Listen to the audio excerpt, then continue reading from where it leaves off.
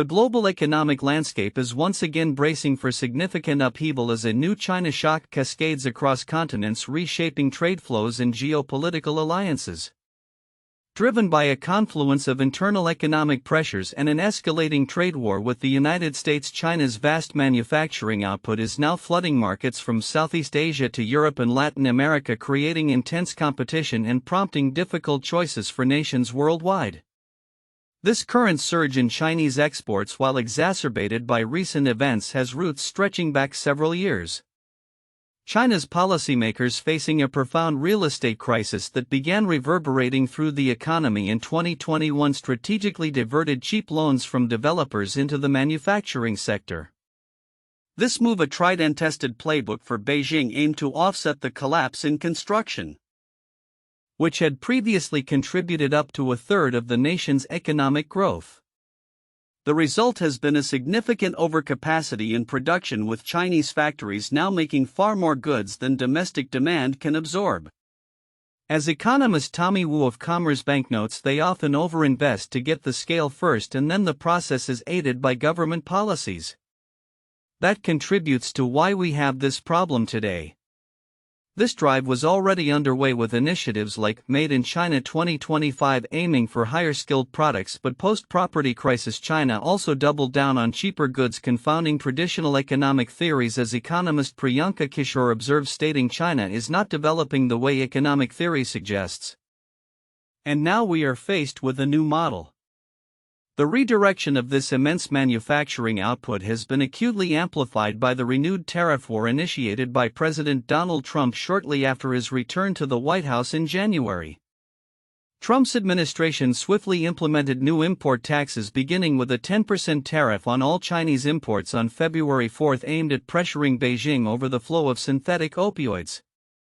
China retaliated instantly with duties on American coal, liquefied natural gas, and agricultural machinery. The tit-for-tat escalation continued rapidly, additional 10% tariffs from the U.S. in March, followed by China's up to 15% duties on key U.S. farm products and expanded controls on American companies. April saw Trump declare Tariff Liberation Day, imposing a sweeping 34% duty on all Chinese imports, which China met with a reciprocal 34% tariff, further export controls on rare earth minerals, and a lawsuit at the World Trade Organization. The tariffs spiraled to unprecedented levels, with the U.S. threatening 125% and then clarifying a 145% duty, including a 20% charge for fentanyl production, while China responded with 125%. This aggressive exchange effectively created a trade embargo, pushing both sides to the negotiating table. A significant de-escalation occurred following two-day trade talks in Geneva on May 12, where both nations agreed to slash their massive recent tariffs, with the U.S. reducing its 145% tariff to 30% and China lowering its rate to 10%. However, underlying tensions quickly resurfaced in the form of non-tariff barriers. China tightened foreign shipments of critical minerals, while the U.S. imposed more export controls on advanced technology and threatened to revoke visas for Chinese students. Despite these ongoing frictions, a phone call between President Trump and Chinese President Xi Jinping on June 5 paved the way for further talks in London. On June 11, following these discussions, President Trump announced that the U.S. would maintain a total of 55% tariffs, while China would have 10%, alongside agreements for China to supply rare earths and for Chinese students to be welcomed in American universities, signaling a complex albeit fragile framework for future engagement. As the U.S. market becomes increasingly restricted, Chinese goods are now inundating other global markets at an unprecedented pace. This year alone, China's trade surplus with the world has surged to nearly $500 billion, marking a more than 40% increase from the same period last year. Leah Fahey, a China economist at Capital Economics, emphasizes the inevitability of these shifts, stating China has loads of things that it needs to export. And whether or not the U.S. puts tariffs on China, it's pretty much impossible to stop the shifts in flows. This flood of exports is already having profound effects on recipient economies. In Germany, for instance, Chinese goods shipments rose 20% last month, causing acute concern among domestic carmakers. China's electric vehicle production has soared by 45% this year, with exports jumping 64.6% even amidst fierce domestic price wars due to flagging consumer demand. The repercussions are particularly severe for developing nations. In Indonesia, garment factories are closing down, unable to compete with cheaper Chinese imports, leading to an estimated 250,000 job losses in 2023 and 2024. Thai auto parts manufacturers have faced similar fates due to the influx of Chinese electric vehicles, while Brazilian carmakers have called for an anti-dumping probe into Chinese cars. For these countries, the dilemma is stark. As Sonal Varma, chief economist for Asia excluding Japan at Nomura, points out, nations essentially have two options. The first is to do nothing and watch manufacturing get hollowed out. The alternative is to implement protectionist measures and raise tariffs mirroring the U.S. approach, but this risks incurring the ire of China, which uses trade and investment as leverage in its diplomatic overtures, or the United States. This predicament highlights a fundamental shift, with Ms. Varma concluding supply chains are getting bifurcated along geopolitical lines. It has become a lot more difficult for countries to decide, who do you align with? The new China shock is not merely an economic phenomenon but a profound geopolitical challenge, forcing nations to navigate a fragmented global trade system. As the world's two largest economies continue to redefine their trade relationship, the ripple effects will undoubtedly reshape global supply chains, industrial policies, and international alliances for years to come, signaling a new era of complex economic realignments. A seismic shift is rippling through the global economy as China, facing domestic pressures and a tightening U.S. market, unleashes a new wave of exports that is reshaping trade flows and challenging established economic norms worldwide. This phenomenon, dubbed the new China shock, echoes the transformative impact of Beijing's manufacturing prowess 2 decades ago, but with a more complex geopolitical overlay driven by escalating tariff wars and a re-evaluation of global supply chains. The current surge in Chinese goods flooding markets from Southeast Asia to Europe and Latin America is a direct consequence of Beijing's strategic response to a slowing domestic economy and a profound real estate crisis. For several years, the Chinese government has diverted significant financial resources, including cheap loans, from its beleaguered property sector to manufacturing. This policy has led to an immense overcapacity, with factories producing far more than domestic demand can absorb. As a result, China's trade surplus with the world has swelled to nearly $500 billion so far this year, a more than 40% increase from the same period last year. Leah Fahey, a China economist at Capital Economics, notes the inevitability of these shifts, stating, "China has loads of things that it needs to export, and whether or not the U.S. puts tariffs on China, it's pretty much impossible to stop the shifts in flows." This export flood is not merely a continuation of past trends. While China initiated a push towards higher-skilled, more valuable goods with its Made in China 2025 policy in 2015, the recent domestic economic turmoil has seen Chinese manufacturers doubling down on both advanced products like electric vehicles and, surprisingly, simpler, cheaper consumer goods, or tchotchkes. This dual strategy has confounded economists. Priyanka Kishore, an economist in Singapore, observes that China is not developing the way economic theory suggests, and now we are faced with a new model, referring to the traditional trajectory of economies moving away from low-end manufacturing as they mature. She warns that this is a challenge because it exacerbates pressures on the rest of the world. The repercussions are already being felt acutely across various regions. In Germany, Chinese goods shipments rose 20% last month, causing significant concern, particularly among automakers. China's electric vehicle production has soared by 45% this year, with exports jumping by 64.6%, intensifying a vicious price war at home. Elsewhere, the influx has proven devastating for local industries. Indonesia's garment factories are closing, unable to compete with cheaper Chinese imports, leading to 250,000 job losses in 2023 and 2024. According to Redma Gita Wirawasta of the Indonesian Filament, Yarn and Fiber Producers Association, Similarly, Thai auto parts manufacturers have shut down, and Brazilian carmakers are now urging their government to launch an anti-dumping probe into Chinese vehicles. This global economic realignment is occurring against a backdrop of aggressive tariff policies, most notably from the United States. President Trump, freshly from the G7 summit, continues to wield tariffs as a primary tool to reshape trade relationships. While he celebrated the signing of a limited trade deal with the United Kingdom which lowers tariffs on British car and aerospace imports, talks with other major partners remain fraught.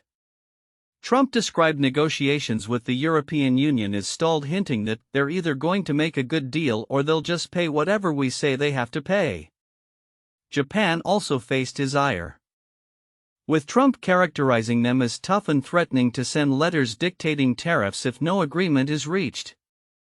The looming July 9 deadline, marking the end of a 90-day pause on some of the steepest U.S. duties, adds immense pressure.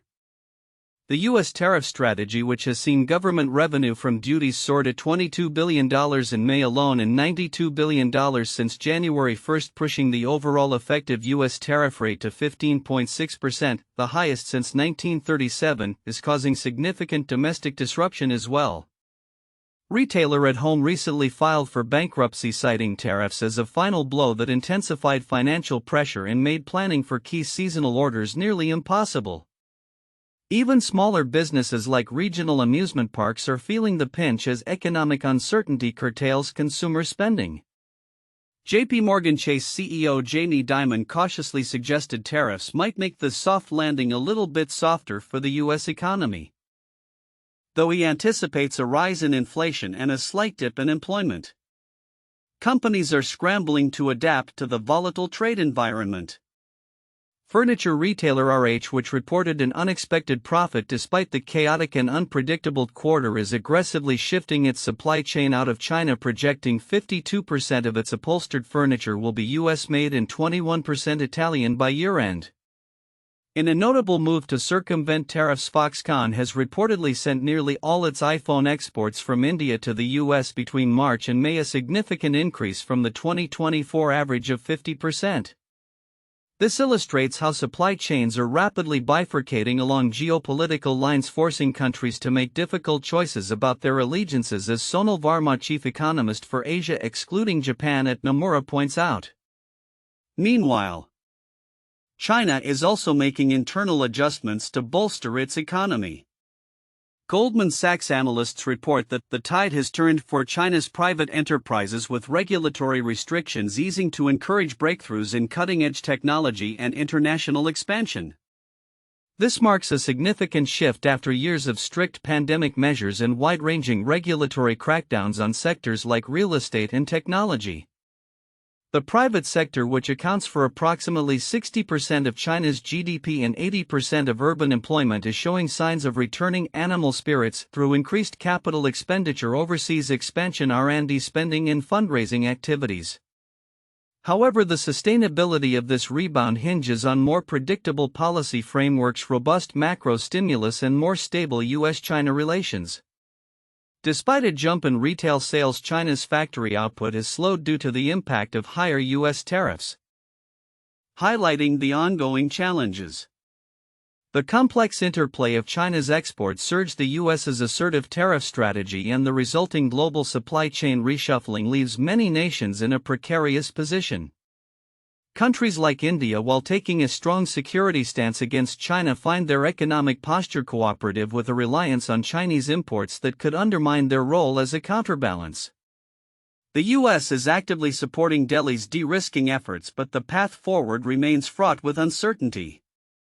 As trade negotiations continue to unfold and geopolitical tensions simmer, the world watches to see how these unprecedented economic forces will ultimately redefine global commerce and power dynamics in the years to come. The global technology landscape is in a constant state of flux, shaped not just by innovation but by the intricate dance of international diplomacy, economic leverage, and strategic ambition.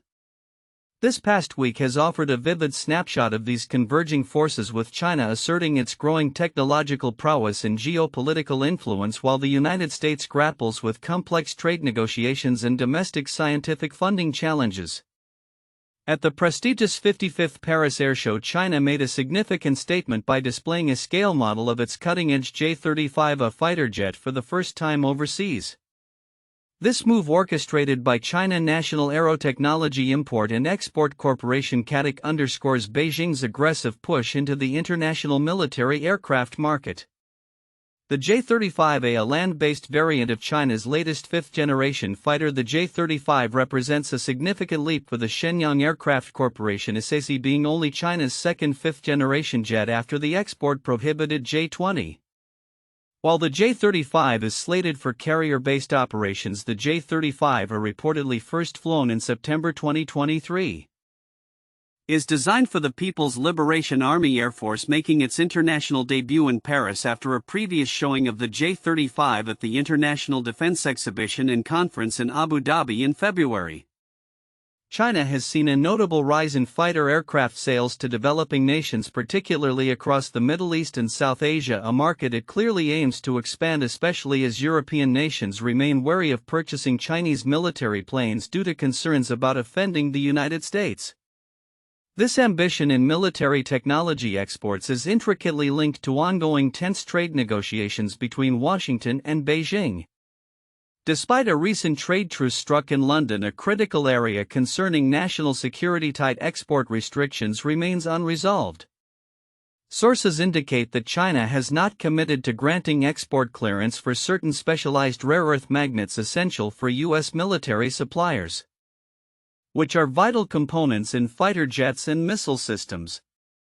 This issue is reportedly being linked by Chinese negotiators to the long-standing U.S. curbs on exports of advanced artificial intelligence chips, which Washington fears could be leveraged for military applications by Beijing. China's near monopoly on the refining and processing of rare earths gives it significant leverage, a chokehold, as one source put it, over materials crucial for global high-tech industries, including defense. While Beijing has offered a green channel for expediting export licenses for non-military U.S. manufacturers, specialized rare earths like samarium, critical for military applications, remain outside this fast-track agreement. U.S. Treasury Secretary Scott Bessent has stated there would be no quid pro quo on easing AI chip curbs for rare earth access. Yet the unresolved nature of these issues highlights the immense difficulty President Donald Trump's administration faces in pushing its trade agenda. Ryan Haas, director of the John L. Thornton China Center at the Brookings Institution, observed that the Trump team is no longer able to secure another trade agreement with China that disproportionately addresses Trump's priorities, suggesting that Beijing is adept at using its control over rare earths as leverage. Adding another layer to this complex relationship, U.S. and Chinese officials are reportedly finalizing an agreement on export controls and student visas. President Trump, in a social media post, indicated a preliminary deal allowing Chinese students to continue attending U.S. universities in exchange for U.S. access to rare earth materials and magnets from China. This comes after earlier threats from Secretary of State Marco Rubio to aggressively revoke visas for Chinese students in critical fields due to concerns about intellectual property theft and military exploitation, a stance consistent with a 2020 Trump policy. Despite these previous restrictions, Trump now asserts that Chinese enrollment at U.S. universities has always been good with me, signaling a pragmatic shift in pursuit of broader trade concessions. This push and pull over student visas underscores the multifaceted nature of U.S.-China relations, where economic security and educational interests are deeply intertwined. Concurrently, China is stepping onto the global stage as a mediator, most notably in the escalating conflict between Iran and Israel. Under President Xi Jinping's Global Security Initiative, Beijing has strongly condemned Israel's actions against Iranian nuclear facilities, viewing them as a dangerous precedent and directly linking them to the ongoing Gaza conflict. Chinese Foreign Minister Wang Yi affirmed China's opposition to Israel's use of force and offered China's constructive role in de-escalation, even as Chinese analysts like Professor Liu Zhongmin and Professor Tang Qichao view the confrontation as an extension of the Gaza war, now expanded to multiple fronts. China's motivations are clear: protecting its substantial investments in Israel, ensuring the stability of critical shipping lanes like the Strait of Hormuz, Bab al-Mandab and the Suez Canal, and safeguarding its energy interests given that Iran supplies 90% of China's crude oil imports despite U.S. sanctions. Beijing's successful mediation of diplomatic relations between Iran and Saudi Arabia in 2023 offers a precedent for its ambitions. Chinese military experts. While not expecting a direct Iranian attack, foresee responses through proxies like the Houthis aimed at demonstrating deterrence and achieving political goals rather than military conquest. The US too is reportedly relying on China to use its influence over Tehran to curb Houthi attacks in the Red Sea, further cementing China's pivotal role in regional stability. Domestically, the United States faces its own challenges in maintaining its scientific and technological edge. Reports indicate White House efforts to freeze over $30 billion in spending across agencies, including the National Science Foundation and NASA, potentially impacting research and education programs. The National Institutes of Health has also seen policy shifts regarding diversity, equity, and inclusion programs and boycotts of Israeli entities, reflecting broader political directives. These internal budgetary and policy battles within the U.S. research ecosystem could in the long term affect its capacity to innovate and compete on the global stage, especially as China continues to invest heavily and strategically in its own technological advancements and global influence. As the world navigates a landscape increasingly defined by technological competition and geopolitical realignments, the coming months will reveal the true impact of these intertwined developments.